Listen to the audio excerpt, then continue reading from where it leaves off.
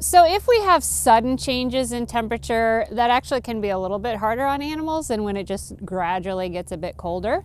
So making sure that the animal has essentially had time to acclimate, has grown a winter hair coat is important. Otherwise, we probably need to help support them with blanketing or at least making sure they have adequate shelter.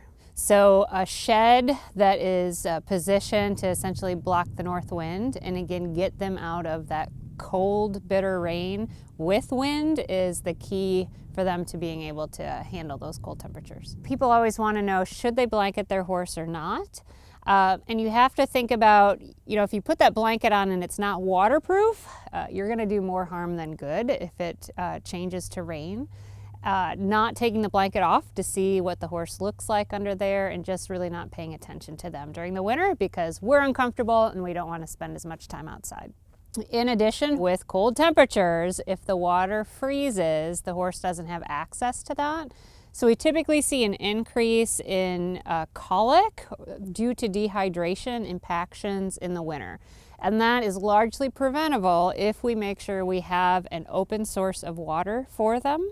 So we either have to have heated tanks or bring warm water or continually bust open the ice off the tanks to make sure the horse has water.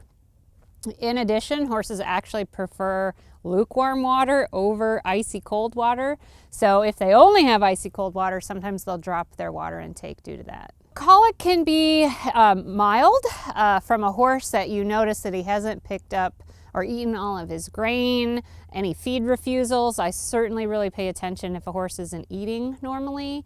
To a horse that's a little crampy, so they may be wanting to roll, looking at their sides, pawing, just showing signs of discomfort.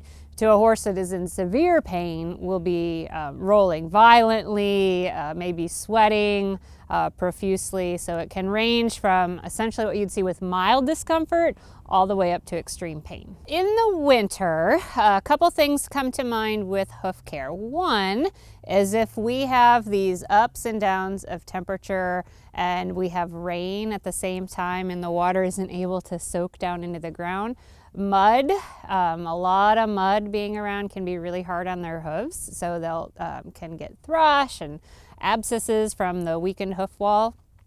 The other possibility is with really hard frozen ground. If it's really rough, really hard frozen ruts and things like that, they may be more susceptible to bruising or just kind of some injuries relative to those conditions. So in general, there's not as much problems in the winter because theoretically it's dry and cold.